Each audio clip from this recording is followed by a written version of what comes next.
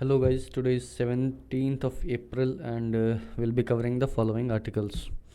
Going on to the first, without addressing undernutrition, the goal of reducing the incidences of TB cannot be reached.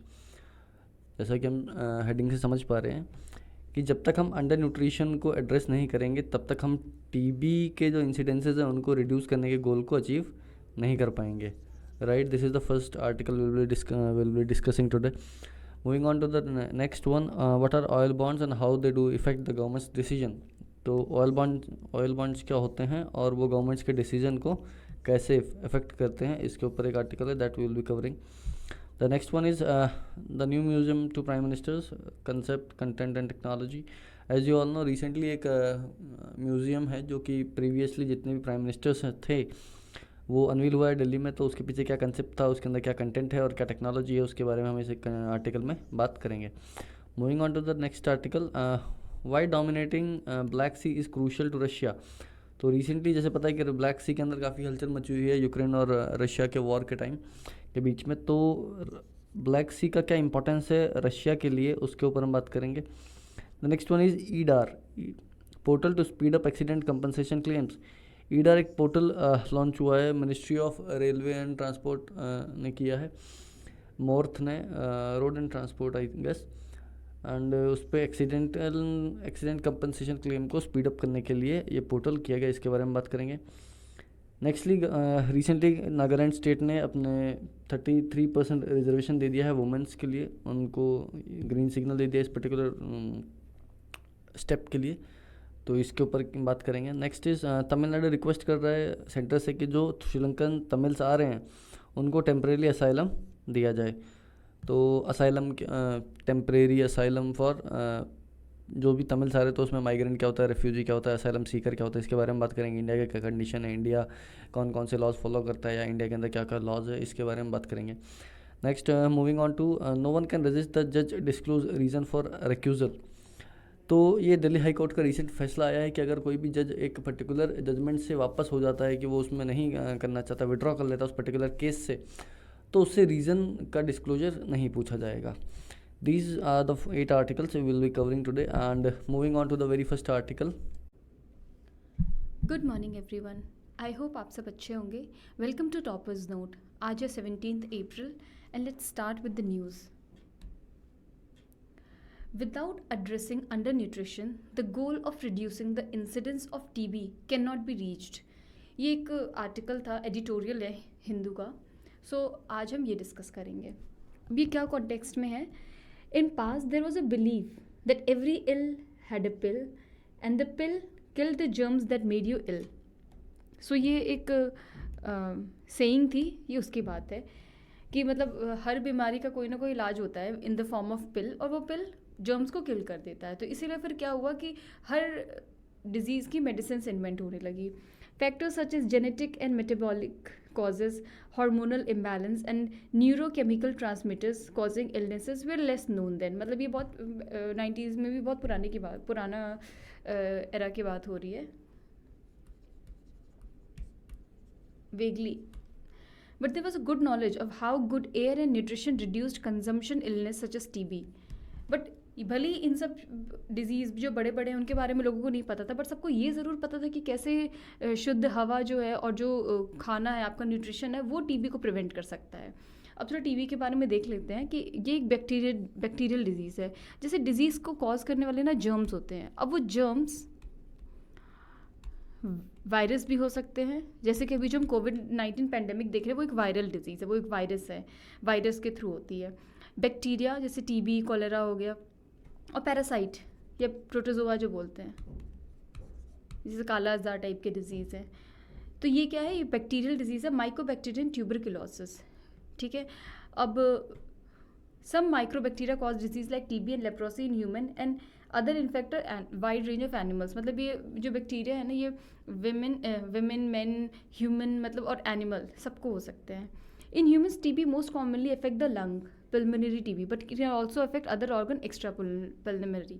Means ये कौन से area को ज़्यादा effect करते हैं. जैसे जब जॉन्डिस होता है तो बोलते हैं लिवर ख़राब होता है, तो ये जो होता है ना, ये लंग्स को इफेक्ट करता है. It is a very ancient disease and has been documented to have existed in Egypt as early as 3000 BC, and it is treatable and curable. इसके यहाँ पे सिम्टम्स हैं, ये आप देख लेना. कुछ स्किन में नाइट स्वेट्स होते हैं और fever, apatite loss, fatigue, coughing up, chest pain, तो ये सबसे कॉमन सिम्टम्स हैं. History and perspective.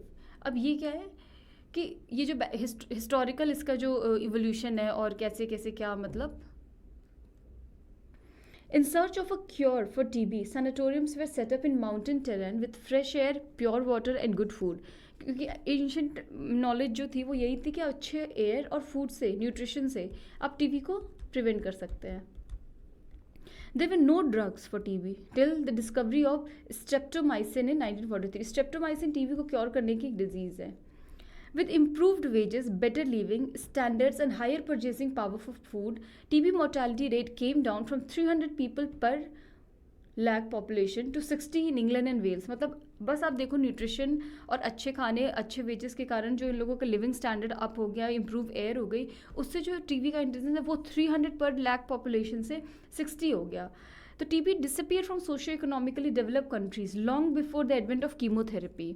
After World War II in 1946, G.B. Lytton reported a 92% reduction in the incidence of TB among British soldiers who were fed an additional Red Cross diet of 1000 calories plus 30 grams of protein when compared to Russian soldiers who were fed only a camp diet. मतलब ये बस एक case study है कि आप देखो कि अच्छा न्यूट्रिशन, ये प्रूव कर रहा है कि अच्छा न्यूट्रिशन कैसे टीबी के प्रेवलेंस इंसिडेंस को कम कर सकता है. ये वर्ल्ड वॉर II के टाइम की बात है. Historical importance of good nutrition was ignored by the modern therapist who tried to control TB initially with streptomycin injections, isoniazid and para-aminosalicylic acid. Means ये सब ये ना ड्रग्स जो डेवलप हो रहे हैं ना टीबी के लिए, वो ये इनके नाम है. In finding antibiotics for killing the germs, the social determinants of disease were ignored. Social determinants means good food, air, water. इन सब की इंपॉर्टेंस को फिर मॉडर्न थेरेपिस्ट ने इग्नोर किया.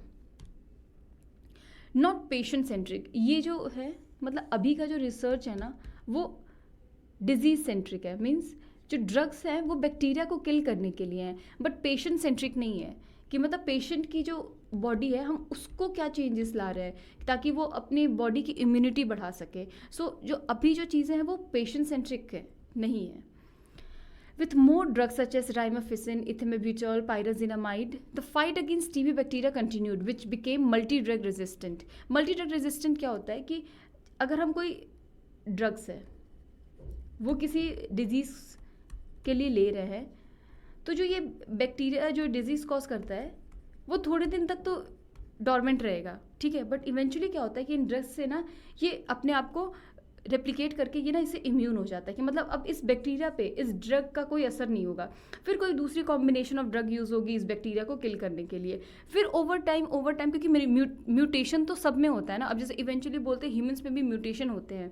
म्यूटेशन से फिर वो इस ड्रग्स की भी रेजिस्टेंस ले लेगा कि मतलब इस ड्रग से भी उसको कोई इफेक्ट नहीं होता, तो उसको बोलते हैं मल्टी ड्रग रेजिस्टेंट कि मतलब बहुत सारे ड्रग का उसको कोई इफेक्ट नहीं पड़ रहा है.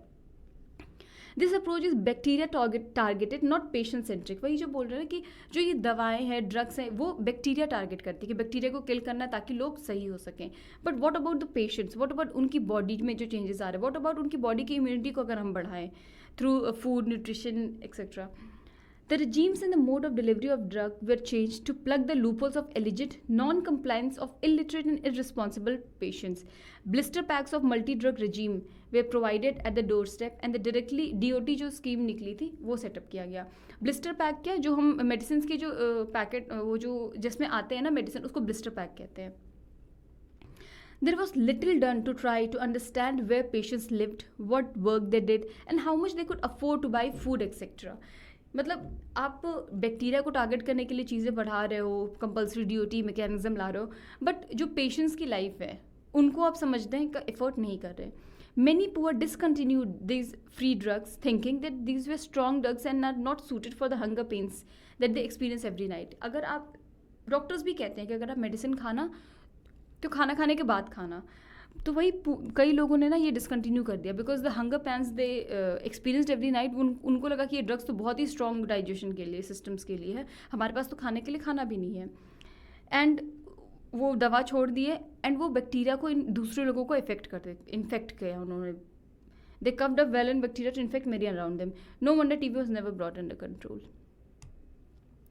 अब nutrition status end TB risk in 1949 WHO ने क्या बोला? Nutrition of the individual is the most vital factor in the prevention of TB. It is unlikely that drugs alone or drugs supplemented by vaccination can control TB in underprivileged countries as long as their nutritional status has not been raised. कि मतलब drugs alone मतलब अकेले दवा खाने से तो कुछ नहीं होगा, आपको खाना तो खाना ही पड़ेगा, चाहे वो कोई भी मेडिकेशन. इवन कोविड के टाइम में भी अपनी इम्यूनिटी स्ट्रांग रखो. बस दवा से तो आप कभी भी ठीक नहीं हो सकते. 90% of the Indians are exposed to TB remain dormant if their nutritional status and immune system are good. कि मतलब कुछ पेशेंट्स में ये डॉर्मेंट ही रहेंगे अगर उनका 90% इंडियंस में अगर वो अपना न्यूट्रिशन और इम्यून सिस्टम सही रखें. When the infected person is immunocompromised कि मतलब उनका इम्यूनिटी सिस्टम अच्छा नहीं है, then TB as a disease manifests itself in 10% of the infected. India has around 2.8 million active cases. It is a disease of the poor, and the poor are 3 times less likely to go for treatment and 4 times less likely to complete their treatment for TB according to WHO. 2014 की एक research ने show किया कि under nutrition in the adult population was a major driver of India's TB epidemic. The Central TB Division of the Ministry of Health came up with a guidance document, Nutritional Care and Support for Patients with TB in India. In 2019, Global TB Report identified malnutrition as a single most associated risk factor for the development of TB, accounting for more cases than 4 other risks: smoking, harmful use of alcohol, diabetes and HIV. Means कि ये 4 तो cases हैं ही TB prevalence की, पर सबसे important क्या है? Malnutrition. A number of organisations began providing eggs, milk powder, dal, Bengal gram, ground nuts and cooking oil to diagnosed patients along with anti TB drugs. कि मतलब ड्रग्स के साथ साथ आपको न्यूट्रिशन ज़रूरी है and you can not ignore either. Nikshay Poshan Yojana national health mission के अंदर ये गवर्नमेंट एक योजना स्टार्ट की है जिसके अंदर क्या होता है? कैश सपोर्ट मिलता है 500 per month to TB patients to buy food. But इस अमाउंट को आप जानते हो इन्फ्लेशन और फूड इन्फ्लेशन तो अभी इस समय कुछ ज़्यादा ही बढ़ रखा है, तो 500 रुपये में क्या होगा? तो the government need to increase this amount. Without nutrition, education and counselling support, this cash transfer will not have the desired outcome. अब इसका वे फॉरवर्ड, अब ये बहुत अंडरस्टैंड करने की ज़रूरत है कि under nutrition and TB are syndemics. कि मतलब epidemic plus synced epidemic.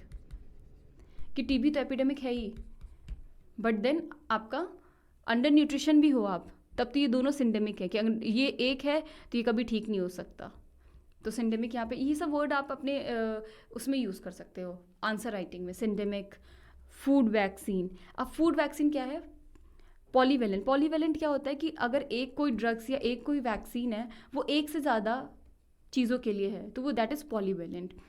Acts against many gastrointestinal and respiratory tract infections, orally active, can be produced without patent rights, dispensed without prescription and without any side effects, safe for children. ये food vaccine क्या है? खाना, nutrition. Food vaccine is guaranteed right for life under the Constitution for all citizens, more so for TB patients. Thus, the goal of reducing the incidence of TB in India, of reducing TB mortality, cannot be reached without addressing undernutrition. अब यहाँ पे है कि India में 5 state that make up for more than 50% of the India's TB burden. यहाँ पे है Uttar Pradesh, Maharashtra, Rajasthan, MP and Gujarat. ये बस आप फैक्ट्स है जो आपने कुछ आंसर में लिख सकते हैं, सो एक बार आप देख लेना बस.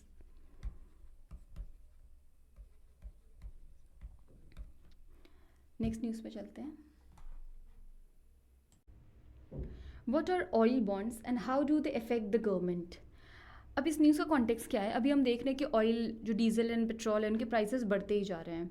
तो over the last year as retail prices of petrol, diesel and other petroleum products have surge, the government has attracted criticism. कि लोग गवर्नमेंट से बोल रहे हैं कि मतलब सबने बोला था कि जब यूपी के इलेक्शंस खत्म हो जाएंगे तो वी नो कि ऑयल के प्राइसेस बढ़ते जा रहे हैं. बिकॉज अभी एक तो यूक्रेन क्राइसिस भी चल रहा है और ये मेजर सप्लाई जो है वो काफ़ी डिस्ट्रप्टेड है. On several occasions, Finance Minister countered such criticism by claiming that the current government cannot bring down the taxes because it has to pay for the oil bonds issued by the Congress-led UPA government. तो ये इसका context है कि oil bonds. तो अब हम देखते हैं कि oil bonds होता क्या है. They are special securities issued by the government to oil marketing companies in lieu of cash subsidy. अब ये हुआ क्या था कि पहले हमारे जो ये मार्केट थे ना वो डीरेगुलेटेड थे. तो क्या होता था कि जब प्राइस बढ़ते थे तो अगर ये लोग ऑयल जो OMCs है, ऑयल मार्केटिंग कंपनीज हैं, वो अगर पेट्रोल और डीजल की प्राइस बढ़ा देते थे तो गवर्नमेंट उनको बोलती थी कि आप प्राइसेस कम रखो, जो भी गैप है आपका, जो आप इंपोर्ट कर रहे हो और जो आप दे रहे हो, पॉपुलेशन को, वो जो गैप है वो हम सेंटर पे करेंगे, मतलब गवर्नमेंट पे करेगी OMCs को। बट अब गवर्नमेंट के पास क्या दिक्कत है कि गवर्नमेंट के पास भी अब डायरेक्टली इतना कैश तो होगा नहीं कि ऑयल कंपनीज को दे दे, तो वो बॉन्ड इशू करने लगे, जो ऑयल बॉन्ड्स है ना। अब ऑयल बॉन्ड्स इशू करने लगे और मान लो कि आपने 100 रुपये का किया और बोला कि हम 8% आपको इंटरेस्ट पे करेंगे और बाकी जो अमाउंट है वो मेच्योरिटी पे। तो मतलब ये ऑयल बॉन्ड्स के लिए बेनिफिशियल हो गया और सेंटर के लिए बेनिफिशियल हो गया कि इन्हें एक टाइम पे इतना पैसा नहीं देना पड़ा। तो ये बेसिक आइडिया है। तो these bonds are typically of long-term tenure, like 15 to 20 years, and oil companies are paid interest, as I've told earlier. Before the complete deregulation of petrol and diesel, OMCs were faced with a huge financial burden, as the selling price of petrol and diesel in India was lower than the international market price. When fuel prices were too high for domestic consumers, government in the past often asked OMCs to avoid charging consumers the full price. But if the oil companies don't get paid they would become unprofitable. मतलब problem यही था कि अगर वहाँ पे price बढ़ता था तो OMC क्या करती थी, कंज्यूमर का प्राइस बढ़ाती थी। बट कंज्यूमर वो कहाँ से इतना बर्डन ले पाएंगे, तो सेंटर पे बोलती थी कि आप कम करो। बट अगर वो कम कर देती तो वो फिर ये कैसे प्रॉफिटेबल रहती। To address this the government said it would pay the difference. ऐसा आई सेड कि मतलब जो डिफरेंस होगा, मतलब जो आप इंपोर्ट कर रहे हो और जो आप कंज्यूमर्स को दे रहे हो, जो डिफरेंस होगा वो हम पे करेंगे। But again if the government paid the amount in cash it would have been pointless, because then the government would have had to tax the same people to collect the money to pay the OMCs। मतलब अच्छा, government के पास पैसा आता कहाँ से है, वही जो टैक्सेस के थ्रू और जो गवर्नमेंट अपना जो बॉन्ड्स एंड ऑल इशू करती है। तो मतलब अल्टीमेटली आप यहाँ पे तो कंज्यूमर्स को बचा रहे हो, बट अगेन जो सेंटर है वो पैसा कहाँ से लाएगी, वो टैक्स बढ़ा के। तो ये पॉइंटलेस है कि मतलब ये तो किसी को भी हेल्प नहीं कर रहा, और अल्टीमेटली जो कंज्यूमर्स जिनके लिए हो रहा है उनको तो बिल्कुल भी हेल्प नहीं कर रहा। This is where oil bonds came in. An oil bond is an IOU, means IOU.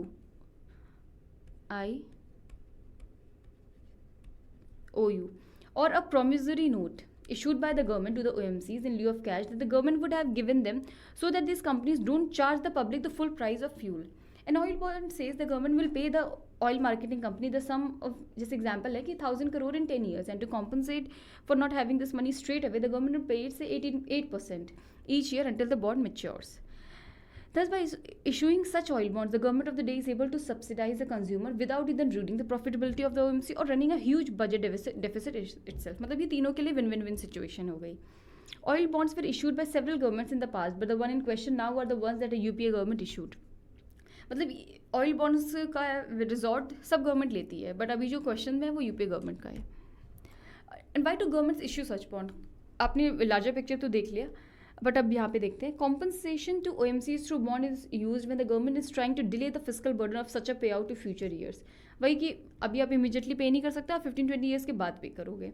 Governments resort to such instruments when they are in danger of breaching the fiscal deficit target due to unforeseen circumstances that lead to a collapse in revenues or a surge in expenditure. वही fiscal deficit target जो FRBM act के through India का है वो 4% ±2 है, मतलब 6% या 2।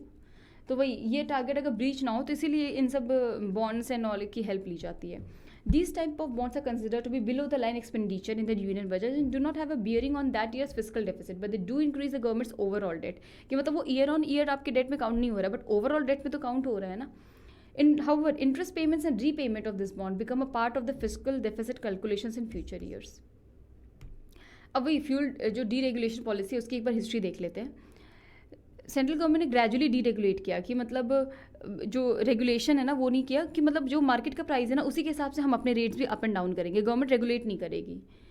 तो जैसे एविएशन टर्बाइन फ्यूल का कब हुआ 2002 में, गैसोलीन 2010, डीजल 14 में।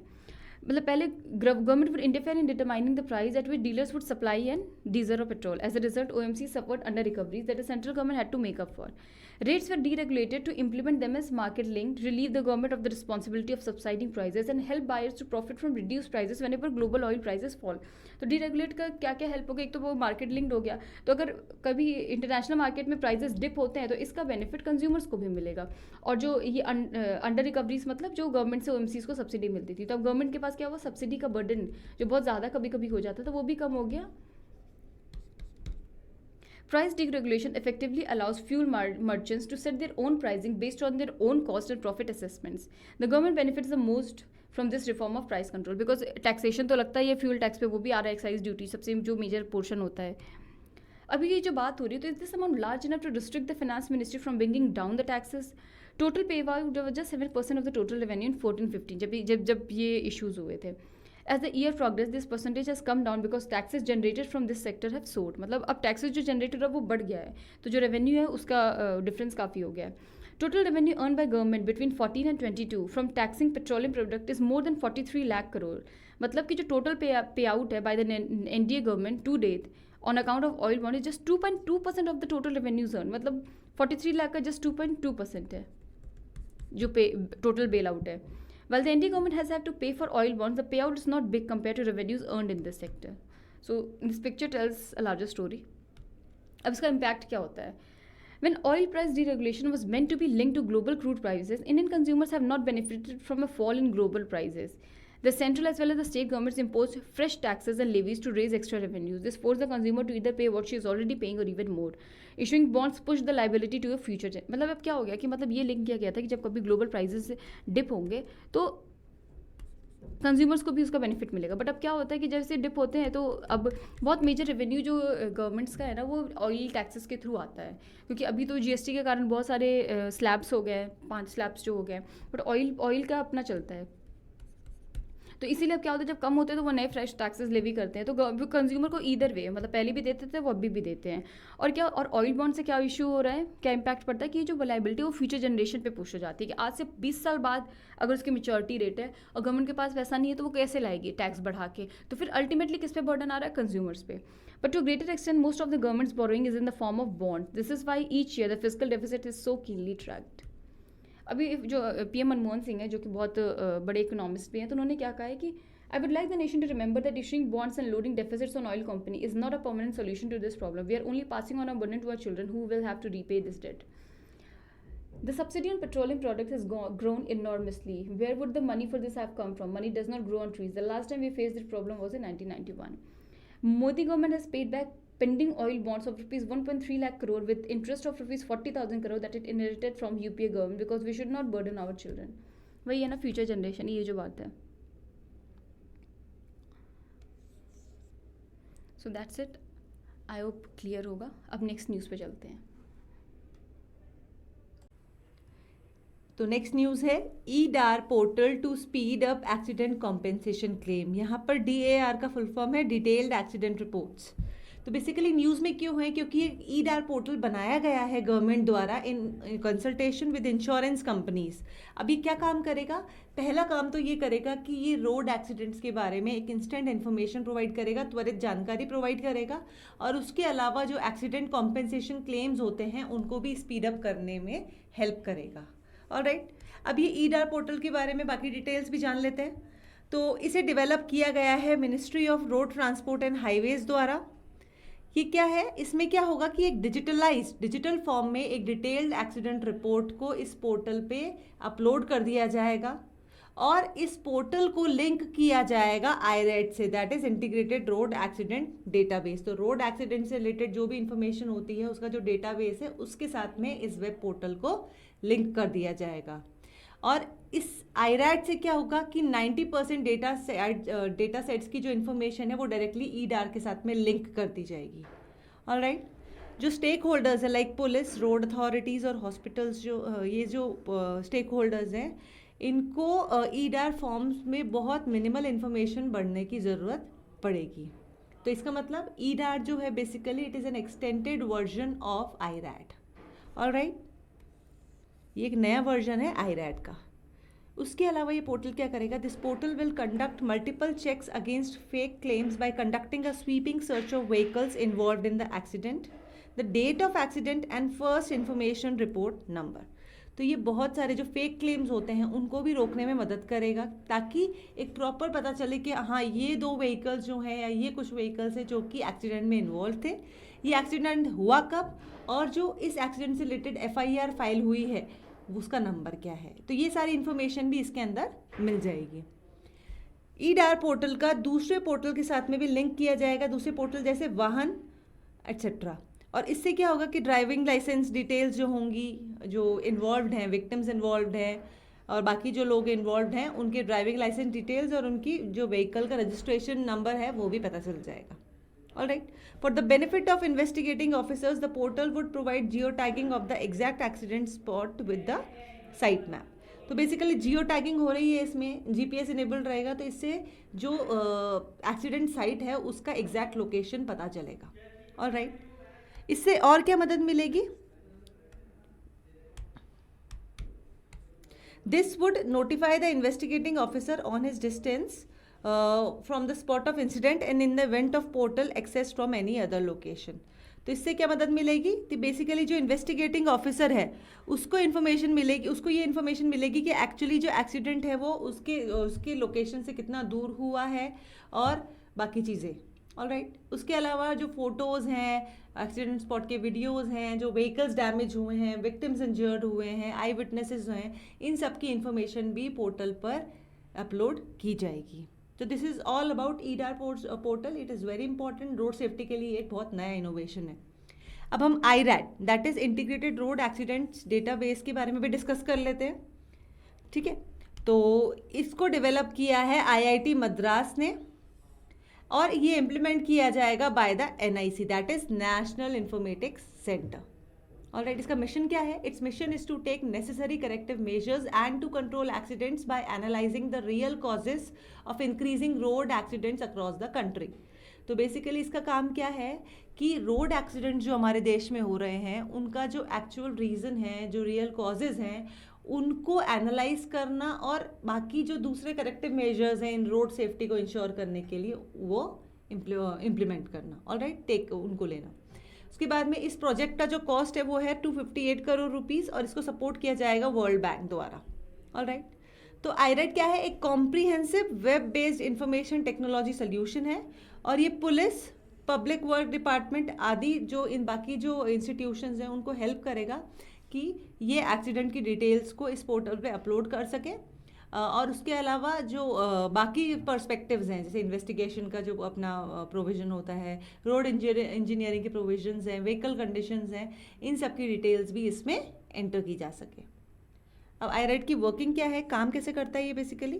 तो it will enable police personnel to enter details about the road accidents along with photos and videos, following which a unique ID will be created for the accident.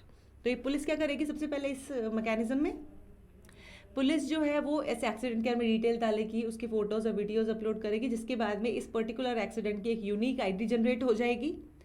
उसके बाद में क्या होगा कि जो पब्लिक वर्क्स डिपार्टमेंट है या कोई जो लोकल बॉडी है कंसर्न, उसका इंजीनियर को एक मैसेज, एक अलर्ट मिलेगा अपने मोबाइल डिवाइस पे. वो एक्सीडेंट साइट पे जाएंगे, वहाँ एग्जामिन करेंगे, बाकी जो डिटेल्स है जैसे रोड की वजह से अगर कोई एक्सीडेंट होता है या बाकी कोई और इन्फॉर्मेशन को मिलती है तो उसको कलेक्ट करेंगे. ऑलराइट. ये जो डेटा कलेक्ट होगा इसको IIT मद्रास की टीम द्वारा एनालाइज किया जाएगा और फिर रोड डिज़ाइन में क्या करेक्टिव एक्शंस ज़रूरी हैं ताकि एक्सीडेंट्स ना हो या कम हो सकें वो सजेस्ट करेगा IIT मद्रास की टीम. ऑलराइट. फिर the road users will also be able to upload data on the road accidents on a separate mobile application. Alright. तो बेसिकली क्या होगा कि जो रोड यूजर्स हैं वो भी एक सेपरेट मोबाइल एप्लीकेशंस पे रोड एक्सीडेंट्स के बारे में डेटा अपलोड कर सकते हैं. तो इसका बेसिकली टारगेट था कि वो अप्रैल 2020 तक इसको अपलोड कर दिया जाएगा. Alright. Now state of road accidents in India. Basically India में रोड एक्सीडेंट्स का करंट स्टेट क्या है? तो 2020 के दौरान रोड एक्सीडेंट्स में नेशनल हाईवेज पर 47,984 मतलब कि लगभग 48,000 लोगों की डेथ हो चुकी है. ऑलराइट. और 2019 में ये आंकड़ा और भी ज़्यादा था, दैट इज़ 53,872, अप्रॉक्सीमेटली 54,000. ऑलराइट. ये तो इंडिया का है. Globally road accidents account for 1 million deaths and 50 million injuries. Alright. तो ग्लोबल लेवल पे बात करें, ऑल ओवर द वर्ल्ड बात करें तो 1.3 मिलियन डेथ्स होती है रोड एक्सीडेंट से एवरी ईयर और इसमें से इंडिया का कंट्रीब्यूशन है 11%. So it is a fairly high amount. Alright. Road accidents के मेजर कॉजेज क्या होते हैं? तो सबसे बड़ा जो मेजर सबसे इंपॉर्टेंट कॉज है that is negligence in driving. Basically most of the road accidents occur due to the recklessness of a particular driver. या तो वो ड्रिंक एंड ड्राइव करता है. ठीक है. ड्रिंक एंड ड्राइव का क्या उससे क्या होता है कि वो हाई स्पीड में गाड़ी चलाता है या फिर वो इम्प्रॉपर ड्राइविंग करता है. ऑलराइट। या फिर कई लोग जो होते हैं वो बहुत ज़्यादा नेग्लिजियंस से गाड़ी चलाते हैं, दूसरे व्हीकल्स को देखते नहीं है, कंसीडर नहीं करते हैं, लॉन्ग ड्राइविंग कर रहे हैं, नॉन स्टॉप ब्रेक्स नहीं लगा रहे हैं एज रिक्वायर्ड। तो basically negligence is the major cause of road accidents. Alright.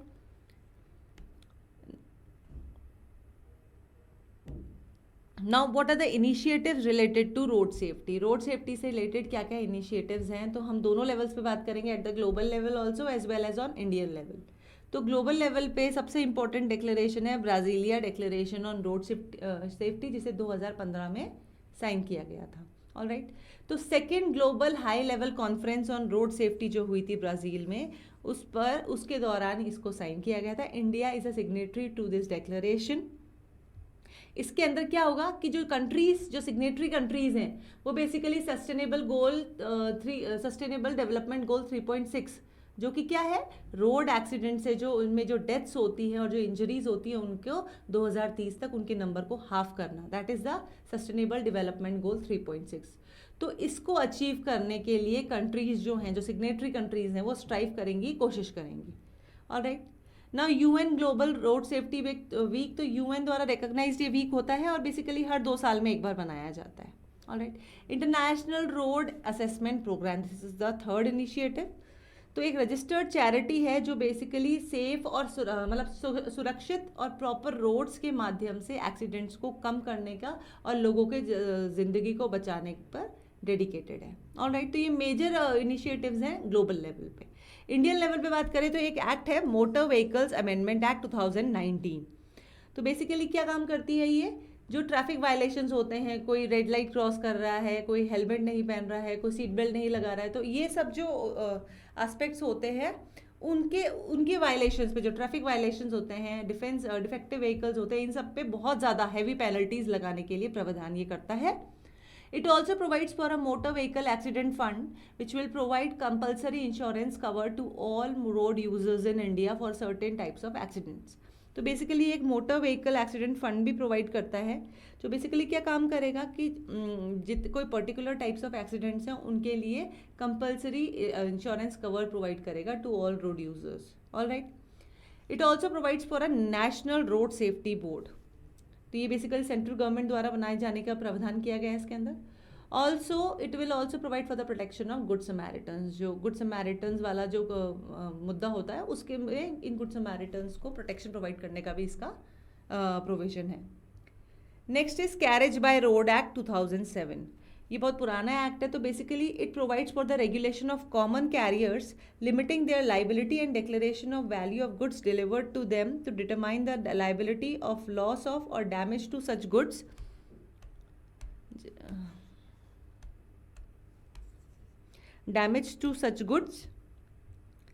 occasioned by the negligence of criminal acts of themselves, their servants or agents, or for matters connected with और incidental thereto। तो basically जो career goods होते हैं, बड़े बड़े trucks होते हैं, tractors होते हैं, उनसे रिलेटेड ये होता है कि कॉमन कैरियर्स को रेगुलेट कैसे किया जाए अगर उनसे एक्सीडेंट हो जाता है या फिर कुछ और डैमेज हो जाता है, ठीक है, तो उनसे कैसे डील किया जाए, बेसिकली ये उससे रिलेटेड है। Alright. Next is the control of national highways land and traffic act 2000। तो it provides for the control of land within the national highways, right of way and traffic moving on the national highways and for the removal of unauthorised occupation there. तो basically जो national highways है वहाँ पर एक सुगम्य traffic circulation हो, एक proper traffic circulation हो, जो कि मतलब इंटरप्टेड ना हो, बहुत प्रॉपर वे में हो, तो उन सब के लिए प्रोवाइड करता है। ऑलराइट। और उसके अलावा कहीं हाईवे पर किसी तरह का अतिक्रमण ना हो या कोई अनऑथराइज कोई एक्टिविटी ना हो रही हो हाईवे पे, जिससे कि हमारा ट्रैफिक जो है वो बाधित हो रहा है या एक्सीडेंट के चांसेस बढ़ रहे हैं, तो इन सब चीज़ों को ये बेसिकली कंट्रोल करता है। Alright. Next is national highway authorities of India act 1998। तो ये national highway authority of India को इस्टेब्लिशमेंट को प्रोविज़न करता है। ऑलराइट। तो ये मेंटेनेंस, जो नेशनल हाईवेज का मेंटेनेंस, मैनेजमेंट, डेवलपमेंट होता है, basically national highways authority of India उससे कंसर्न्ड है। ऑलराइट। उसके अलावा कुछ कॉमिक बुक्स भी बनाई गई हैं, स्वच्छ सफ़र और सुरक्षित यात्रा। तो ये बेसिकली क्या है कि बच्चों में रोड सेफ्टी के लिए जो अवेयरनेस फैलानी है उसके रिलेटेड कॉमिक्स बुक्स बनाई गई है। फिर वाहन और सारथी ऐप्स भी बनाई गई है। बेसिकली वाहन तो है व्हीकल रजिस्ट्रेशन से रिलेटेड एक सोल्यूशन है, साथ ही जो है लाइसेंस से रिलेटेड है, ताकि जो लाइसेंस और व्हीकल रजिस्ट्रेशन में माल प्रैक्टिस होती है, जैसे कि DMV जो होते हैं, डिस्ट्रिक्ट मोटर व्हीकल्स जो ऑफिसेस होते हैं, वहाँ पर लोग ब्राइब देकर अपना लाइसेंस बनवा लेते हैं, या फिर व्हीकल रजिस्ट्रेशन में कुछ कर लेते हैं, लूप होल्स का यूज़ करके रजिस्टर करा लेते हैं डिफेक्टिव व्हीकल्स आदि को। तो बेसिकली उनसे रिलेटेड ये ऐप्स हैं। Next is Setu Bharatam programme.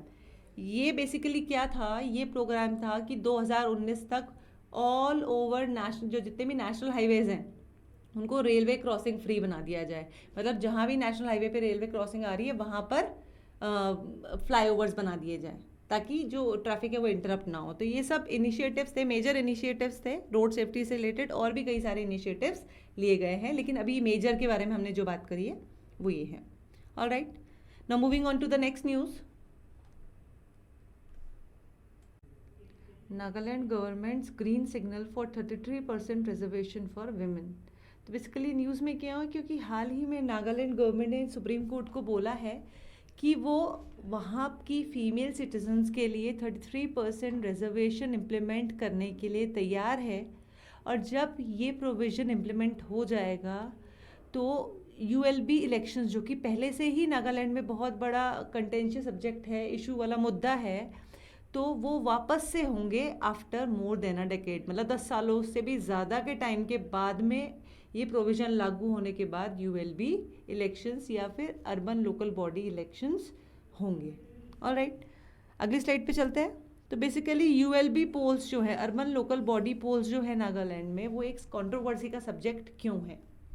ठीक है, तो सबसे पहले सिविक बॉडी इलेक्शंस या फिर जो म्यूनसिपैलिटी के इलेक्शंस हम नॉर्मल लैंग्वेज में बोलते हैं, वो इलेक्शन सबसे पहले हुए थे 2004 में, according to the Nagaland municipal act of 2001। तो इस एक्ट के प्रावधानों के अंतर्गत ये इलेक्शंस 2004 में नागालैंड में हुए। 2006 में क्या हुआ कि नागालैंड म्यूनिसिपल एक्ट 2001 को अमेंड कर फीमेल्स के लिए 33% reservation according to the 1992 constitutional amendment act, उसमें 33 उसके अकॉर्डिंग 33% जो रिजर्वेशन होना चाहिए फीमेल्स के लिए इन लोकल बॉडीज़, तो उसको इम्प्लीमेंट करने के लिए 2006 में जो नागालैंड म्यूनिसिपल एक्ट थी उसको अमेंड किया गया। ठीक है, तो इस अमेंडमेंट को जब अमेंडमेंट किया गया तो उससे अगेंस्ट नागा ग्रुप्स जो हैं, अलग अलग नागा ट्राइबल ग्रुप्स जो हैं, उन्होंने बहुत ज़्यादा अपोजिशन शुरू कर दिया, इसका बहुत ज़्यादा विरोध शुरू कर दिया। ऑलराइट, क्या उन्होंने क्या कहा? उन्होंने कहा कि अगर फीमेल्स को रिजर्वेशन मिलता है तो वो नागा के जो ट्रेडिशनल लॉज हैं, कस्टमरी लॉज हैं, ठीक है, उनके अगेंस्ट है, as enshrined under article 371A of the constitution. तो बेसिकली आर्टिकल 371A क्या है? It accord special status and protects the traditional way of life of Naga people. ठीक है, तो नागालैंड को स्पेशल स्टेटस देता है, उसके अलावा जो वहाँ के लोग हैं, वहाँ का जो ट्रेडिशनल वे ऑफ लाइफ है उसको प्रोटेक्ट करता है। तो उन्होंने बोला अगर आपने ये अमेंडमेंट किया तो इससे हमारे कस्टमरी लॉज में एक इंटरफेरेंस किया आपने, इसका मतलब, और ये आर्टिकल 371A के अगेंस्ट है। तो 2017 फरवरी में नागालैंड गवर्नमेंट ने सुप्रीम कोर्ट के डायरेक्शंस के अकॉर्डिंग इलेक्शंस कंडक्ट कराने की कोशिश की, ये अकोमोडेट करके कि फीमेल्स के 33% रिजर्वेशन रहेगा। लेकिन इससे बहुत ज़्यादा प्रोटेस्ट हुए और 2 डेथ हो गई, और उसकी वजह से उस टाइम के जो तत्कालीन चीफ मिनिस्टर थे TR ज़ेलियांग, उनका डिसमिसल हो गया। तो ये कंटेंशियस सब्जेक्ट शुरू से रहा। तो अब है कि अभी जो गवर्नमेंट ने जो डिसीजन बात कही है सुप्रीम कोर्ट को, तो अब क्या फ़िलहाल भी नागालैंड के सारे ग्रुप्स इसके अपोजिशन में हैं कि नहीं? तो विमेन ग्रुप्स जो हैं नागालैंड में, नागा मदर्स एसोसिएशन, बेसिकली वो इस डिबेट में हमेशा फॉर में है, मतलब for it advocates for 33% reservation of women in urban local bodies. Alright, तो उन्होंने इसको इम्प्लीमेंट कराने के लिए, इस प्रोविजन को इम्प्लीमेंट कराने के लिए काफ़ी टाइम तक लड़ाई लड़ी है। उन्होंने ये आर्ग्यू किया है कि रिजर्वेशन, फीमेल्स को रिजर्वेशन जो है वो 371A का उल्लंघन नहीं है। उन्होंने कहा कि 371A जो है वो तो पार्लियामेंट से में जो लॉज बनते हैं उनसे रिलेटेड है, और रिजर्वेशन तो एक कॉन्स्टिट्यूशनल अमेंडमेंट रहेगा। ठीक है, तो बेसिकली इसमें तो राज्यसभा लोकसभा दोनों का वो रहेगा, तो उनका ये रैशनल है basically. The contentions around the poll led the Nagaland government in 2009 to indefinitely postpone municipal elections which were due in 2010. तो बेसिकली नागालैंड में इस जो अर्बन लोकल बॉडीज़ के पोल्स थे उनमें बहुत कंटेंशन था, बहुत इश्यूज थे, जिसकी वजह से 2010 में जो इलेक्शंस होने वाले थे उनको एक इनडेफिनिट टाइम के लिए पोस्टपोन करना पड़ा। 2011 में क्या हुआ कि जो नेशनल नागा मदर्स एसोसिएशन है, NMA जो है, they petition the Guwahati high court on the issue. उन्होंने गुवाहाटी हाई कोर्ट जो है उसमें गुहार लगाई और NMA के कई लीडर्स और जो दूसरे ट्राइबल ग्रुप्स के लीडर्स हैं उन्होंने जॉइंट एक्शन कमेटी बनाई ऑन विमेन रिजर्वेशन, ठीक है, ताकि इस इशू को प्रेस किया जा सके, इस इशू के लिए जो गवर्नमेंट है उसको मनाया जा सके। Alright, however, despite the High Court directing the government to hold the elections in 2011, the Naga Assembly in 2012 adopted a resolution rejecting women's reservation in ULBs. तो हाई कोर्ट ने जब गवर्नमेंट को डायरेक्ट कर दिया 2011 में इलेक्शंस कराओ, 33% reservation जो females का है वो दो, तो भी नागालैंड असेंबली ने 2012 में एक रेजोल्यूशन अडॉप्ट किया और अर्बन लोकल बॉडीज में विमेन रिजर्वेशन को रिजेक्ट कर दिया ऑल टुगेदर, ठीक है। उसके बाद में उसके रेस्पॉन्स में जो नागा मदर्स एसोसिएशन है उसने सुप्रीम कोर्ट में गुहार लगाई और इस बेसिस पर ही सुप्रीम कोर्ट ने ऑर्डर किया स्टेट गवर्नमेंट को कि आप 2017 में उन्होंने स्टेट गवर्नमेंट को ऑर्डर किया कि आप इलेक्शंस करवाइए। तो स्टेट असेंबली ने 2012 वाला जो रेजोल्यूशन था जिसने रिजेक्ट कर दिया था विमेन रिजर्वेशन को, उसको रिवोक कर दिया और इलेक्शंस को वापस से कंडक्ट करवाने के लिए वो रेडी हो गए। लेकिन जैसे ही इलेक्शंस क्या अनाउंसमेंट हुआ, वायलेंट प्रोटेस्ट होने लग गए, 2 लोगों की मौत हो गई, जिसकी वजह से जो वहाँ उस टाइम के CM थे उनको इस्तीफा देना पड़ा और NMA ने इसके रिस्पॉन्स में अपने उस पेटिशन से 33% रिजर्वेशन वाली जो पेटिशन थी उससे अपना नाम पीछे खींच लिया। ऑलराइट, और उसके बाद में people's union for civil liberties ने इस केस को संभाला और ये पेटिशन जो थी इसको सुप्रीम कोर्ट में ये जो था उसको जारी रखा। ऑलराइट, उसके बाद में क्या हुआ, तो ये पूरा कोर्स एक टाइमलाइन चल रही है बेसिकली। तो अक्टूबर 2021 में एक कमेटी बनाई गई स्टेट गवर्नमेंट द्वारा to review the municipality act of 2001। फरवरी 2022 में supreme court wrapped the Nagaland state government for delaying the election.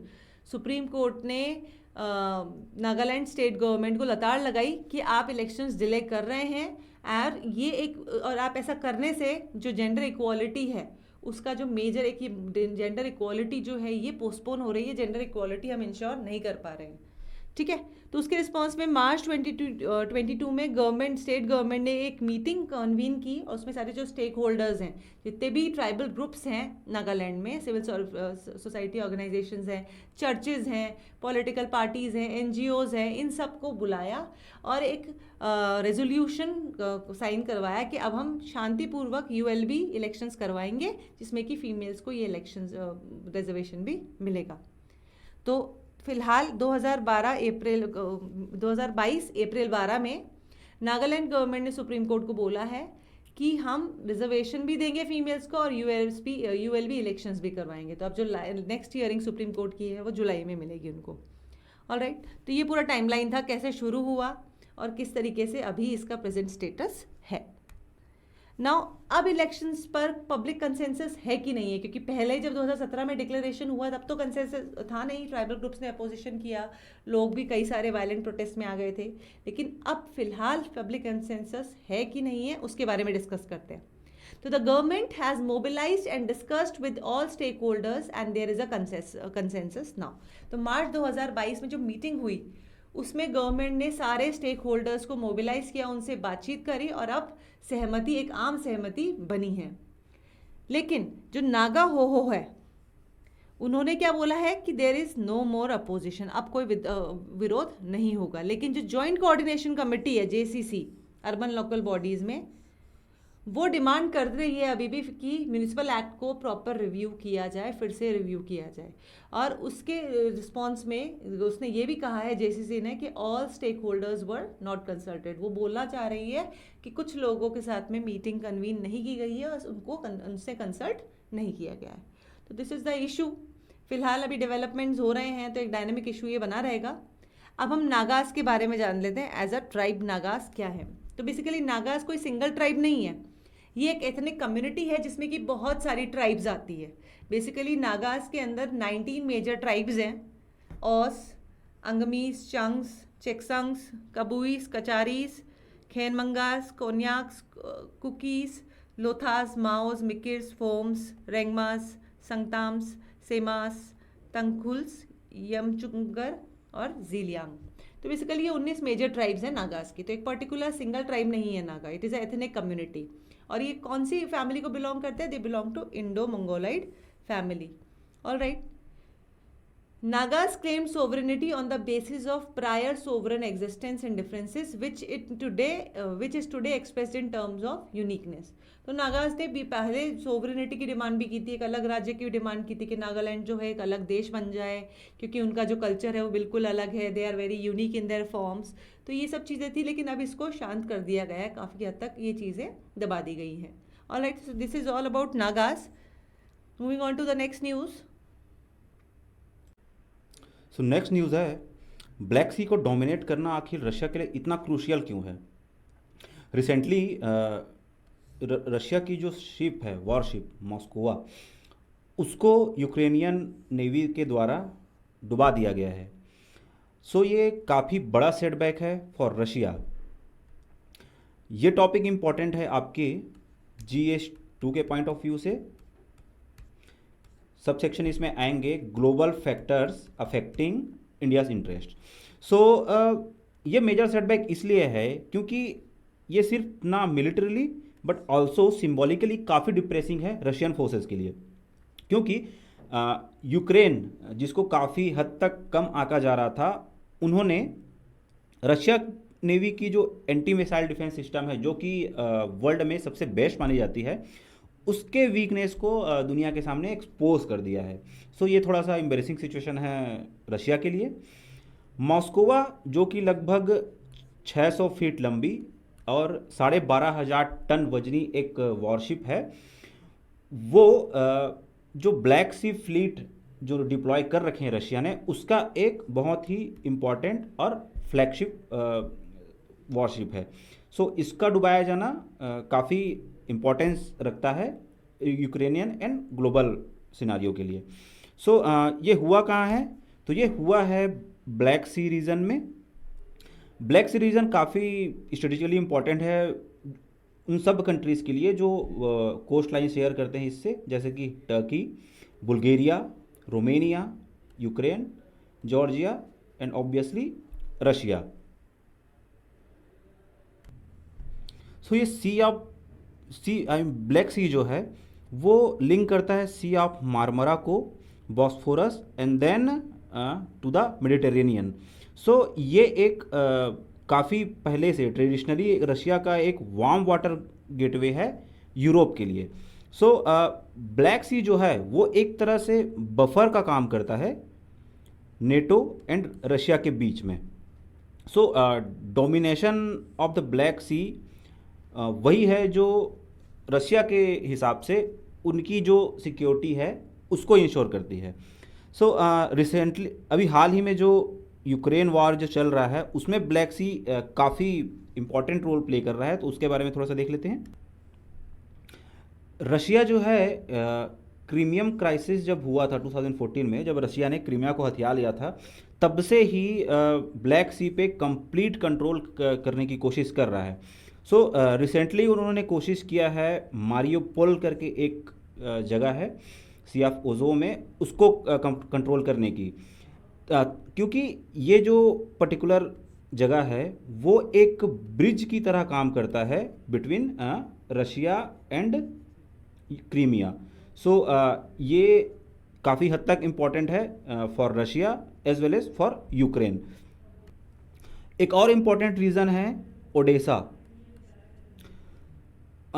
Russia कोशिश कर रहा है कि ओडेसा रीजन को भी किसी तरह से कब्जे में ले लिया जाए, क्योंकि अगर ये हो जाता है तो फिर यूक्रेन जो है वो कम्प्लीटली एक तरह से लैंड लॉक्ड हो जाएगा, और ये अगर हो गया तो फिर ये काफ़ी हद तक इकोनॉमी के लिए भी ख़राब है, आई मीन यूक्रेनियन इकोनॉमी के लिए भी ख़राब है, एंड आसपास की जो कंट्रीज़ है उसके लिए भी ख़राब है। सो रशिया प्रोग्रेसिवली कोशिश कर रहा है इस पर्टिकुलर एरिया को कब्जाने की।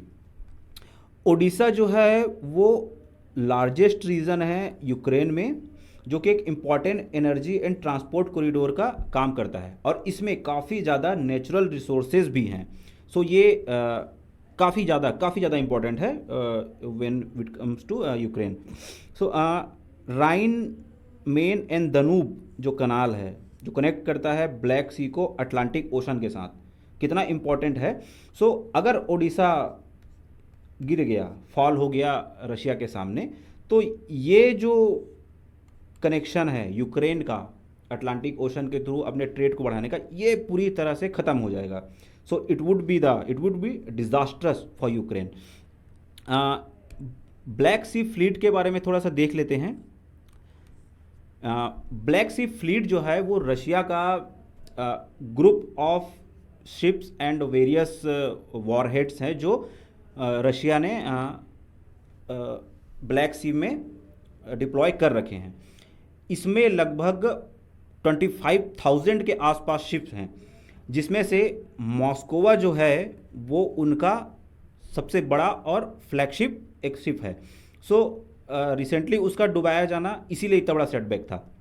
सो ब्लैक सी फ्लीट का भी एक बड़ी हिस्ट्री है, जो कि 1783 के आसपास उस वक्त की जो टाइम बाय टाइम ब्लैक सी में खुद को डोमिनेंट साबित करने की कोशिश करते हैं। सो ये कंप्राइज करता है रशियन नेवी के वेरियस वॉरशिप्स का, एक ग्रुप ऑफ वॉरशिप है जैसे कि अभी डिस्कशन हुआ। एंड ये काफ़ी हद तक डिफेंस को इंश्योर करने में रशिया के लिए काफ़ी इम्पोर्टेंट भूमिका निभाता है। ये जो मॉस्कोवा का डूब जाना था, ये एक काफ़ी इंटरेस्टिंग इवेंट है, क्योंकि रशिया का जो एयर डिफेंस सिस्टम है जो उन्होंने वहाँ पे लगा रखा था, ये काम नहीं किया। यूक्रेनियन की तारीफ़ करनी पड़ेगी कि उन्होंने कैसे रशियन जो एयर डिफेंस सिस्टम है उसको बीट किया है। मॉस्कोवा का डूब जाना worst loss in the history of Naval warfare कहा जा रहा है। इससे पहले जो अर्जेंटीना का नवल क्रूज था उसको ब्रिटिशर्स द्वारा डुबो दिया गया था फॉकलैंड वॉर में, तो अब इसको सबसे ज़्यादा एंड वर्स्ट लॉस बताया जा रहा है। ये जो मॉस्कोवा शिप थी, इसको एक शोर बेस्ड यानी कि किनारे पे एंटी शिप क्रूज मिसाइल जिसको डिप्लॉय करके रखा था यूक्रेन ने, उसके द्वारा गिराया गया है। और इसमें यूक्रेनियन फोर्सेस ने बैड वेदर और यूएवी अटैक का भी काफ़ी ज़्यादा फ़ायदा उठाया है। अगर रशिया और यूक्रेन के वॉर की अगर बात करें तो जैसे इस तरह की जो मॉडर्न वॉरफेयर है जिसमें ड्रोन्स, यूएवीज, इन सब का काफ़ी इफ़िशेंटली इस्तेमाल किया है यूक्रेन ने, जो उनकी वॉर टैक्टिक्स को काफ़ी इफ़ेक्टिव और एफिशिएंट बनाती है। सो अब रशिया ने काफ़ी ज़्यादा डैमेज सह लिया है इस वॉर में। सो अब रशिया को ज़रूरत है अपने मेरीटाइम जो स्ट्रेटजी है उसको रिव्यू करने की, क्योंकि जब से वॉर शुरू हुआ है कुछ भी रशिया के अकॉर्डिंग नहीं गया है। सो इसमें एग्ज़ाम के पॉइंट ऑफ व्यू से क्या इंपॉर्टेंट है, black sea and its surrounding countries के बारे में पता होना चाहिए। एंड रशिया यूक्रेन वॉर में जो भी डेवलपमेंट्स हो रहे हैं उससे रिलेटेड चीज़ें पता होनी चाहिए। एंड ब्लैक सी फ्लीट और मॉस्को शिप जिसके बारे में हम डिस्कस कर चुके हैं। सो ये थोड़े से इंपॉर्टेंट पॉइंट्स निकल के आ सकते हैं for exam point of view. So let's move on to the next news. So the news is regarding prime minister museum. Concept क्या है, इसका कंटेंट क्या है, इसमें कौन कौन सी टेक्नोलॉजी यूज़ की जा रही है, ये सब आएगा। ये इंपॉर्टेंट है GS1 के पॉइंट ऑफ व्यू से। सबसेक्शन इसमें आएंगे post independence consolidation and reorganisation. ये आप PM म्यूज़ियम को देख सकते हैं जिसका इनॉग्रेशन रिसेंटली मोदी जी ने किया है। सो ये म्यूज़ियम का आइडिया पहली बार 2016 में सामने आया था। अब जो 3 मूर्ति स्टेट है, जो नेहरू जी का रेसिडेंस हुआ करता था, जहाँ रहा करते थे ड्यूरिंग हिज टेन्योर, सो उसको बाद में मेमोरियल के तौर पे टर्न कर दिया गया था। अब इसे भी इस म्यूज़ियम में शामिल किया जा रहा है। सो पीएम म्यूज़ियम के बारे में थोड़ा सा देख लेते हैं। ये एक 270 करोड़ का प्रोजेक्ट है जिसको 2018 में अप्रूव किया गया था। Nehru memorial museum and library को इसका नोडल एजेंसी अपॉइंट किया गया है।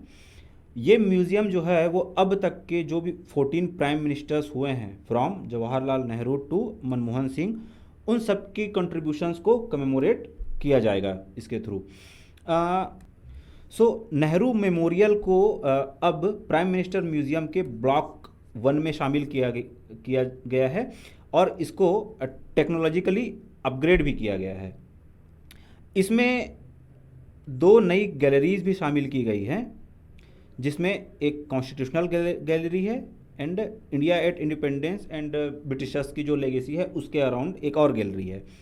सो ये काफ़ी इम्पॉर्टेंट है। हमें अगर हमारी हिस्ट्री एंड पोस्ट इंडिपेंडेंस जो डेवलपमेंट है उसके बारे में अगर जानना है तो उसके लिए काफ़ी अच्छा इनिशिएटिव है। सो न्यू बिल्डिंग जो बनी है म्यूज़ियम के लिए उसके बारे में देख लेते हैं। ये जो न्यू म्यूज़ियम है इसका जो टॉप है उसको अशोक चक्र के शेप में बनाया गया है। जो ग्राउंड फ्लोर है वहाँ पे गैलरीज हैं जो डेडिकेटेड हैं पुराने पीएम जैसे कि गुलजारी लाल नंदा, लाल बहादुर शास्त्री, इंदिरा गांधी, पीवी नरसिम्हा राव, एचडी देवगौड़ा, के गुजराल, अटल बिहारी वाजपेयी एंड मनमोहन सिंह जी की। फर्स्ट फ्लोर जो है वो डेडिकेटेड है राजीव गांधी, वीपी सिंह, चंद्रशेखर, मुरारजी देसाई और चरण सिंह। ये एक काफ़ी अच्छी इनिशिएटिव है जिसमें सबके कंट्रीब्यूशन को रिकॉग्नाइज किया जाएगा और इसका गाइडिंग प्रिंसिपल भी यही है कि recognising contribution of all leaders, all prime ministers, non partisan manner में। क्योंकि जनरली अभी ऐसा ट्रेंड रहा है कि जो कांग्रेस के कुछ खास लीडर्स हुए हैं उनको ही बहुत हद तक हाईलाइट किया जाता है, पर ये एक अच्छा इनिशिएटिव है रिगार्डिंग दिस। शास्त्री जी के कंट्रीब्यूशन को शायद सबसे ज़्यादा अंडरमाइन किया जाता है, उनके रोल को ग्रीन रिवॉल्यूशन के दौरान, इंडो पाक वॉर 1965 के दौरान। तो इसको भी हाईलाइट किया गया है इस म्यूज़ियम में। इंदिरा गांधी जी का कंट्रीब्यूशन भी यहाँ हाईलाइट किया गया है, जिस तरह से उन्होंने बांग्लादेश को लिबरेट कराया था और नेशनलाइजेशन कराया था बैंक्स का, ये काफ़ी अच्छा स्टेप्स था। वाजपेयी जी की गैलरी है वो हाईलाइट करती है उनकी लीडरशिप ड्यूरिंग कारगिल वॉर जिसमें हमको विक्ट्री मिली थी, और पोखरण के न्यूक्लियर टेस्ट जो कि काफ़ी ज़्यादा इंडिया के लिए इम्पोर्टेंस रखते हैं। मनमोहन सिंह जी का जो कंट्रीब्यूशन है वो रिफॉर्म्स जो 1990s में हुए थे, जिसको हम एलपीजी रिफॉर्म कहते हैं, उसमें उनका बहुत ज़्यादा कंट्रीब्यूशन था, उसको हाईलाइट किया गया है। एंड सिविल और न्यूक्लियर डील्स जो यूएस के साथ साइन किए गए हैं उसके वो कंट्रीब्यूशन जो है उनको हाईलाइट किया गया है। सो एक काफ़ी अच्छा स्टेप था, क्योंकि जो विजिटर्स रहेंगे उनको क्रोनोलॉजी एंड कंट्रीब्यूशन सब एक साथ ही देखने को मिलेंगे। कुछ मेमोरियल्स और डिस्प्लेज भी लगाए गए हैं जिसमें जितने भी फॉर्मर प्राइम मिनिस्टर्स हैं उनकी फैमिली से रिक्वेस्ट किया गया है कि कुछ पर्सनल बिलोंगिंग्स जो है वो प्रोवाइड किया जाए फॉर द म्यूज़ियम। सो शास्त्री जी की फैमिली ने उनका चरखा, बैडमिंटन रैकेट और कुछ लेटर्स जो उनके हैं वो उन्होंने म्यूज़ियम के लिए दिया है। मुरारजी की जो फैमिली है उन्होंने उनकी जो भगवत गीता की जो कॉपी उनके पास थी, गांधी जी की टोपी थी, पेन और रुद्राक्ष माला, इस जैसी चीज़ों को म्यूज़ियम के लिए दिए हैं। चंद्रशेखर जी के कुछ हैंड रिटन डायरीज़ हैं वो म्यूज़ियम में शामिल किए जाएंगे। वाजपेयी जी का भारत रत्न मेडल, उनका चश्मा, उनका रिस्ट वॉच और उनके भी कुछ लेटर्स जो हैं वो म्यूज़ियम में शामिल किए जाएंगे। अभी तक इंदिरा जी और राजीव गांधी जी की गैलरी में कुछ भी पर्सनल आइटम को ऐड नहीं किया जा पाया है, शायद फ्यूचर में कुछ मिल जाए। ये जो डिस्प्लेज हैं उसमें फ़ोटोग्राफ्स होंगे, स्पीचेस होंगे, वीडियो क्लिप्स होंगे, न्यूज़पेपर के इंटरव्यूज़ होंगे और कुछ ओरिजिनल राइटिंग्स भी इसमें होगी। सो ये जो म्यूज़ियम है इसमें वर्चुअल रियलिटी टेक्नोलॉजी का काफ़ी इस्तेमाल किया गया है। सो म्यूज़ियम ने काफ़ी एक्सटेंसिव यूज़ किया है वर्चुअल रियलिटी का, ऑगमेंटेड रियलिटी का, होलोग्राम्स का, ऑडियो विजुअल एलिमेंट्स जो होते हैं उसका, जो कि काफ़ी अच्छी चीज़ है। एक लेविटेटिंग एम्बलम भी यहाँ पे एक काउंटर पीस की तरह रिसेप्शन में रखा गया है, जिसे ग्लिम्स ऑफ द फ्यूचर की तरह से प्रोजेक्ट किया जा रहा है, जो कि काफ़ी अच्छा लगेगा देखने में। ये विजिटर्स को दिखाएंगी कि फ्यूचर में जो भी प्रोजेक्ट्स हैं, जो भी एम्बिशंस हैं इंडिया के, उससे विजिटर्स को इंट्रोड्यूस कराएगी। ये लगभग 10,500 स्क्वायर फीट के अराउंड का म्यूज़ियम है, जिसका फाइनल कॉस्ट आया लगभग 306 करोड़ के आसपास, जिसमें 43 गैलरीज हैं and 4,000 visitors at a time capacity है। इसको यहाँ एक टाइम मशीन का एक कॉन्सेप्ट है जिसके थ्रू हम अपने पास्ट को जान सकते हैं। सो काफ़ी अच्छा वे है प्रेजेंट करने का। एंड अनुभूति एक बहुत ही अच्छी है, जो होलोग्राम या फिर वर्चुअल रियलिटी वाली टेक्नोलॉजी शायद उसमें यूज़ किया गया है, जिसमें आप कोई भी प्राइम मिनिस्टर के होलोग्राम के साथ आप वॉक कर सकते हो, उसके साथ पिक्चर ले सकते हैं एंड उनके द्वारा लेटर साइन डिजिटल साइन करवा सकते हो। सो काफ़ी इंटरेस्टिंग होगा यहाँ पे विज़िट करना। सो ये कुछ न्यूज़ थी। सो प्रीलिम्स के लिए आपको पता होना चाहिए पीएम म्यूज़ियम के बारे में। और अब इसमें क्योंकि सारे फॉर्मर प्राइम मिनिस्टर का मेंशन है, तो उनकी क्रोनोलॉजी, उनके कंट्रीब्यूशंस के बारे में थोड़ी सी नॉलेज होनी चाहिए। एंड वर्चुअल रियलिटी टेक्नोलॉजी जिसका काफ़ी हद तक यूज़ किया गया है, ये भी काफ़ी इंपॉर्टेंट हो जाता है एग्ज़ाम पॉइंट ऑफ व्यू से। So that's all for today. Tamil Nadu requests temporary asylum for Tamils arriving from Sri Lanka. This is the article we will be covering today. And before starting this, let's take a context that recently, as we all know, that Sri Lanka is facing economic as well as political crisis. So due to which there have been people who are migrating from Sri Lanka to India, towards India. That's all article deals with that. Okay, let me talk about the context. People from Tamil speaking areas of Sri Lanka are arriving Tamil Nadu illegally in the wake of economic crisis. As you all know, economic crisis की वजह से जो श्रीलंका में Tamil speaking people थे वो India की तरफ आ रहे हैं। तो तमिलनाडु गवर्नमेंट ने ये रिक्वेस्ट किया है यूनियन गवर्नमेंट को कि परमिशन दे कि स्पेशल प्रोविज़न उनको दिया जाए, जिससे कि एक तो वो टेम्प्रेरी असाइलम दे पाएँ और उनको कैंप्स के अंदर वो रख पाएँ। तो रिसेंटली अगर हम करंटली डेटा की बात करें तो 58,500 अप्रॉक्सीमेटली श्रीलंकन तमिल्स हैं, जो कि 108 रिहेबिलिटेशन कैंप के अंदर रह रहे हैं तमिलनाडु के अंदर। इसके अंदर फूड, एसेंशियल सप्लाईज और ये सब तमिलनाडु गवर्नमेंट फ़िलहाल दे रही है। तो जैसे हम बात करें असाइलम सीकर या फिर रेफ्यूजी या माइग्रेंट, तो इनका मतलब क्या होता है? When we talk about refugee एक ऐसा पर्सन होता है जो खुद की कंट्री छोड़ चुका है, भाग चुका है और वो जाने के लिए भी मना कर रहा है। क्यों? क्योंकि एक फियर है उसको कि वहाँ जाके वो प्रोसिक्यूट हो जाएगा बिकॉज ऑफ देयर रेस, कि वहाँ जाके उसके साथ कुछ गलत होगा, क्योंकि उसकी क्रीड रेस अलग है, रिलीजन अलग है, नेशनैलिटी अलग है, मेंबरशिप है एक पर्टिकुलर सोशल ग्रुप से, या फिर पॉलिटिकल ओपिनियन ऐसा है कि वो वापस वहाँ जाएगा तो उसके साथ कुछ ना कुछ गलत होगा, राइट।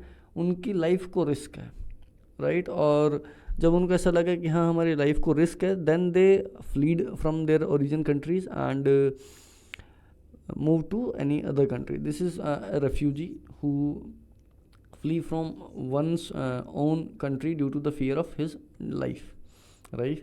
And refugee के पास right to international protection का right है। asylum seeker की बात करें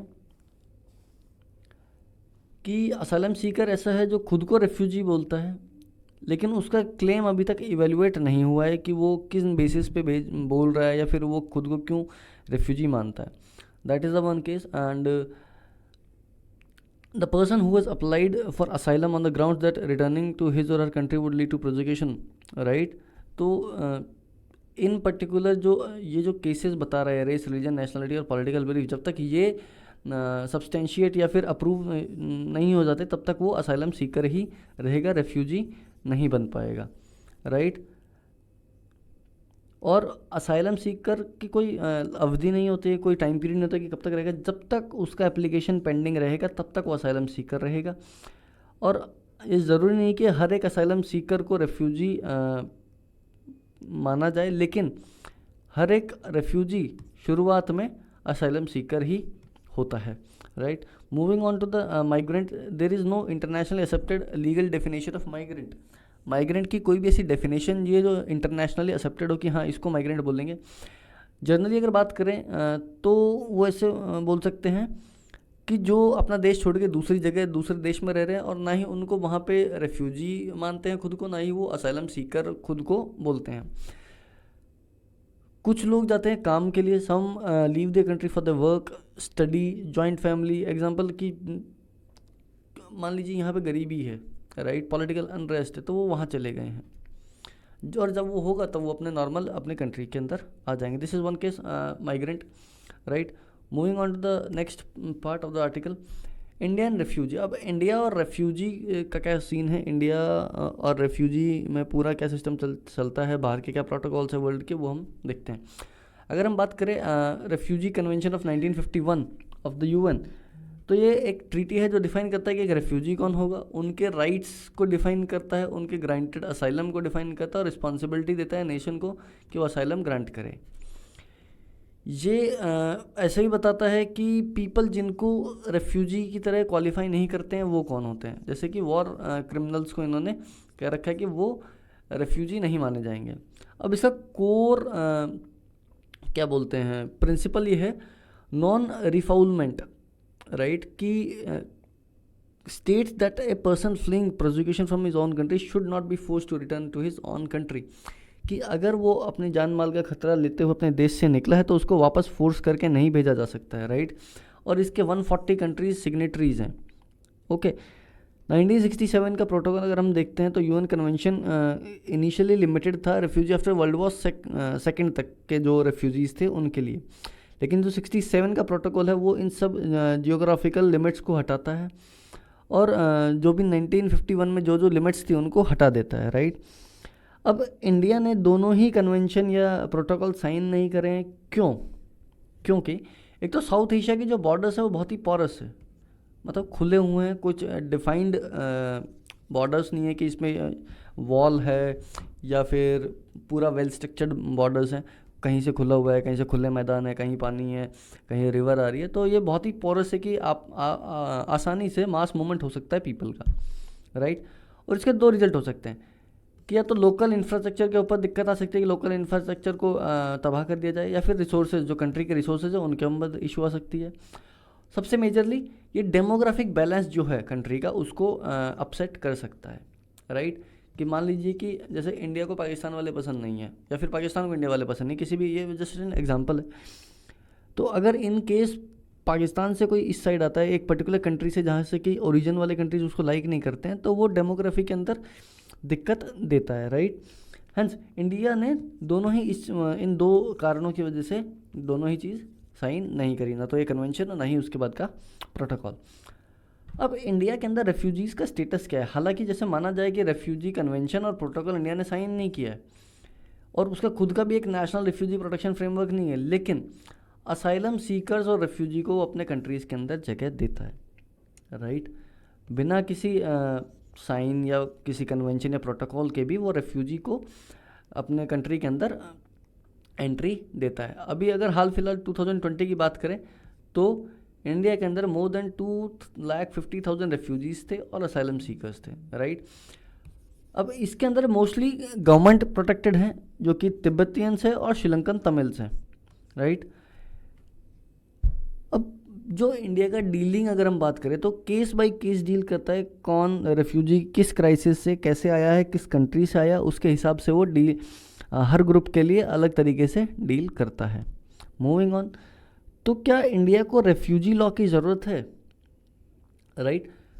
ओके, अगर हम बात करें कि एब्सेंस है कोई भी स्पेसिफिक लॉ का, राइट, तो ये जो असाइलम सीकर्स हैं इनको डिफरेंट एक्ट या लॉज के तहत किया गया, रेगुलेट किया जाता है। इसके अंदर क्या है, फॉरेनर्स एक्ट ऑफ 1946 है, पासपोर्ट्स एक्ट ऑफ 1967 है, एक्सट्रेडिशन एक्ट ऑफ 1962 है, और illegal migrant determination by tribunals act of 1983 है। तो नंबर ऑफ एक्ट्स हैं जिनके थ्रू अभी हाल फिलहाल इंडिया असाइलम सीकर्स को रेगुलेट या चेक करता है, राइट। अब जब एक यूनिफॉर्म लॉ नहीं है तो अनइक्वल ट्रीटमेंट की हम बात कर सकते हैं कि हाँ, हर लॉ के अंदर एक पर्टिकुलर बंदे को या एक ग्रुप ऑफ पीपल को अनइक्वल ट्रीटमेंट मिलेगा, रेफ्यूजी होते हुए भी वो अलग अलग ग्रुप्स के लिए अलग अलग लॉज एप्लीकेबल होंगे। अब इसका अगर हम एग्जांपल समझें तो जो रेफ्यूजीज़ तिब्बत से आते हैं, जैसे कि दलाई लामा जी या फिर सॉरी दलाई लामा गलत बोल दिया, तिब्बत से अगर कोई भी आता है तो उनका जो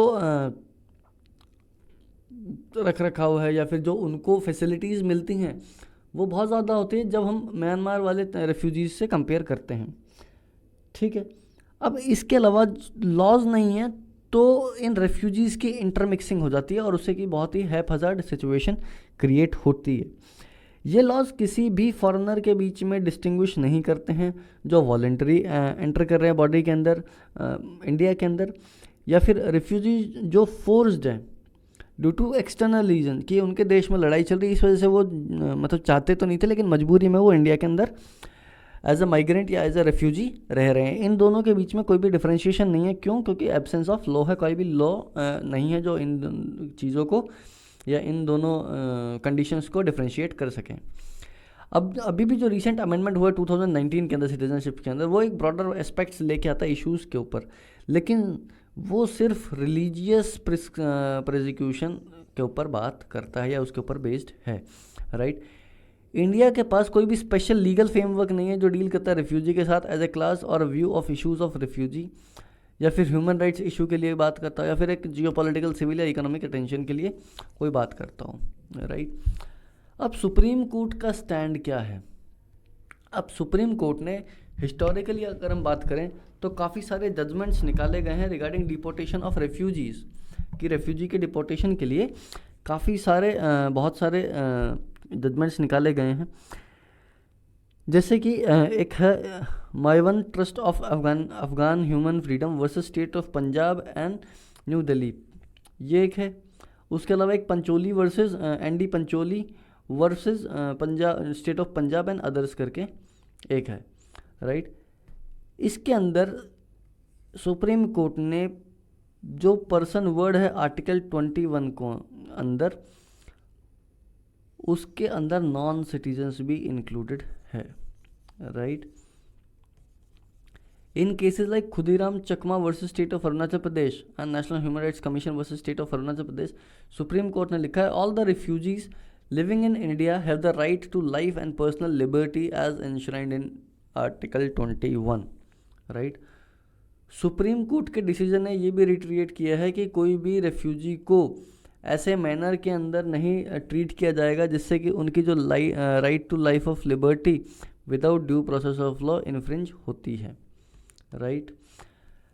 इसके अलावा एक अमेंडमेंट बिल जो है वो सीक करता है rework on the protection of schedules instead, okay I guess this is okay, this is I think wrong copy paste हो गया, okay moving on.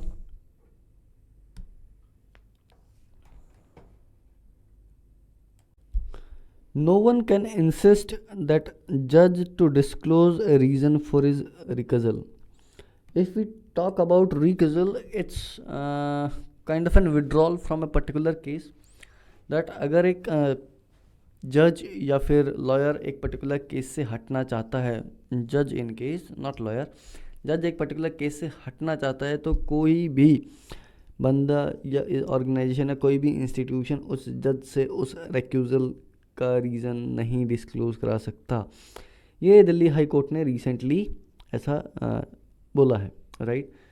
If you talk about the court case in Delhi high court, what the Delhi high court has said, had observed that the investigation into the cause or reason for recusal of by a judge would itself be an interference with the course of justice.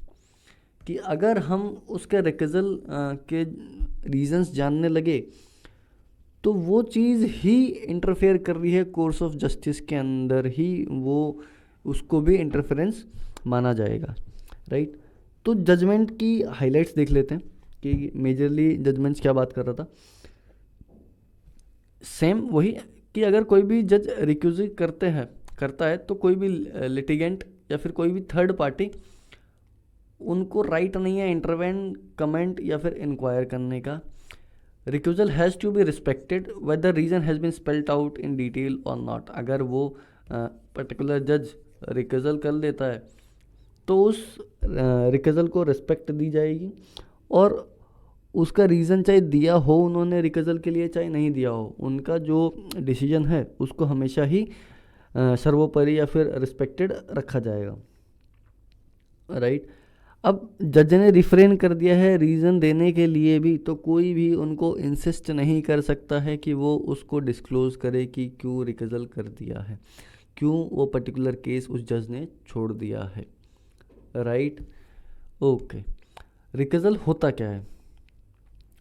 Recusal के बारे में हम बात करते हैं, background क्या था, recusal of जजेस होता क्या है और रीज़न फॉर रिक्यूजल क्या होते हैं मेजरली.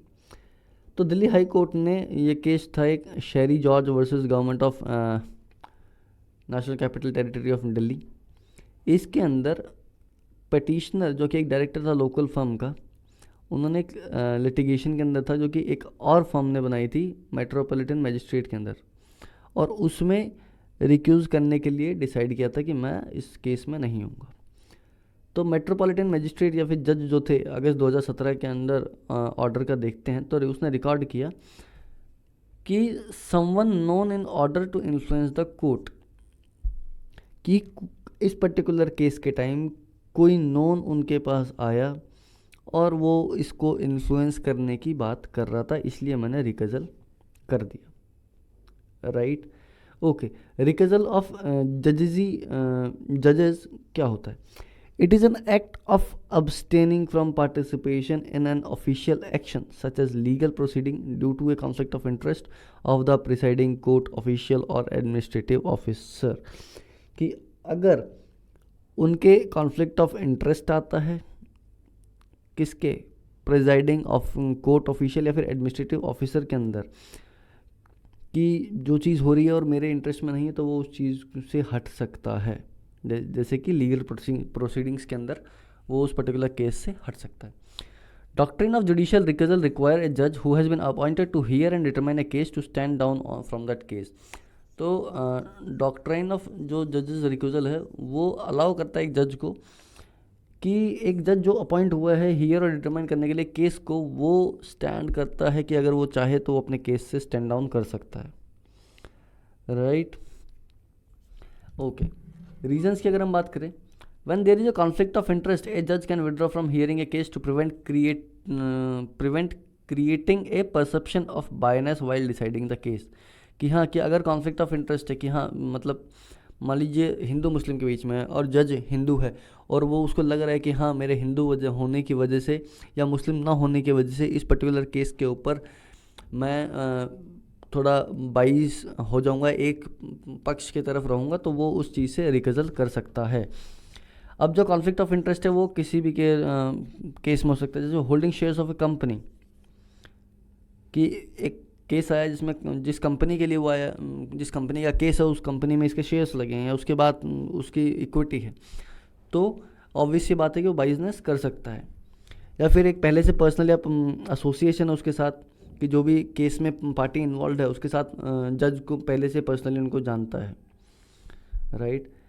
कम्युनिकेशंस है लॉयर्स और नॉन लॉयर्स के बीच में कि हाँ मेरा इनडायरेक्टली इससे लिंक है, लॉयर्स का लिंक है या फिर नॉन लॉयर्स का लिंक है कि लॉयर है नॉन लॉयर है, राइट. ओके, अगर उसी पे आगे बढ़ते हैं तो प्रोसेस क्या होता है. प्रोसेस ये होता है कि जो जज है वो खुद ब खुद उसके कॉन्साइंस और डिस्क्रिशन के ऊपर डिपेंड करता है कि वो उसकी कॉन्फ्लिक्ट ऑफ इंटरेस्ट बताना चाहता है कि नहीं बताना चाहता है. अगर उसको लगता है कि he can cope up with this particular thing कि वो कुछ भी हो जाए उस पर्टिकुलर केस के वर्डिक्ट को बायस नहीं होने देगा, तो ये उसके डिस्क्रिप्शन के ऊपर है कि जज उस चीज़ को डिस्क्लोज करना चाहता है कि नहीं चाहता है। कुछ सर्कमस्टांसेस में लॉयर्स और पार्टीज़ वो बता देती है कि हाँ ये दिक्कत है, हमारे इंटरेस्ट सेम है।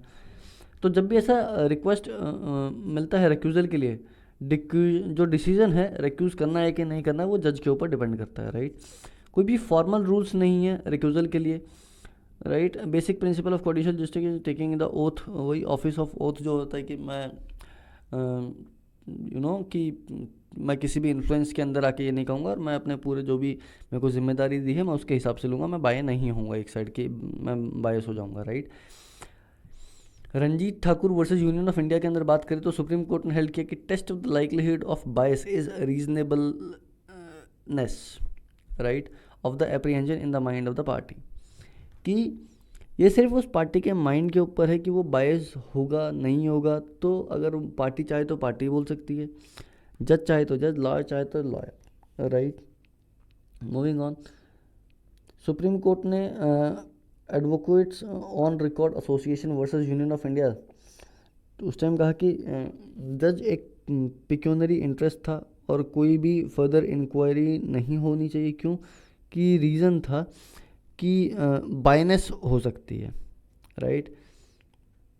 अगर जज रिक्यूज़ कर देता है और केस चीफ जस्टिस के पास जाने से पहले, तो वो नई फ्रेश बेंच बैठा देता है, राइट। कहना जज रिफ्यूज टू रिक्यूज़, कि जज रिफ्यूज़ कर सकता है कि मुझे रिक्यूज़ करना ही नहीं है। वंस अगर वो रिक्वेस्ट आ गई है रिक्यूज़ल की, तो डिसीजन टू रिक्यूज़ और not recuse rest with the जज। जज के ऊपर वो डिसीजन रहता है कि वो रिक्यूज़ करना चाहता है कि नहीं चाहता। कई केसेस हुए हैं जहाँ पे जजेस ने रिफ्यूज़ कर दिया है कि वो केस से विड्रॉ करे। इंस्टेंशियली देखा जाए तो जस्टिस अरुण मिश्रा ने रिफ्यूज़ कर दिया था खुद को, कि पहले से उन्होंने वो किया, एक जजमेंट दिया हुआ था, उसके अंदर खुद को रिक्यूज़ करने से मना कर दिया था, राइट।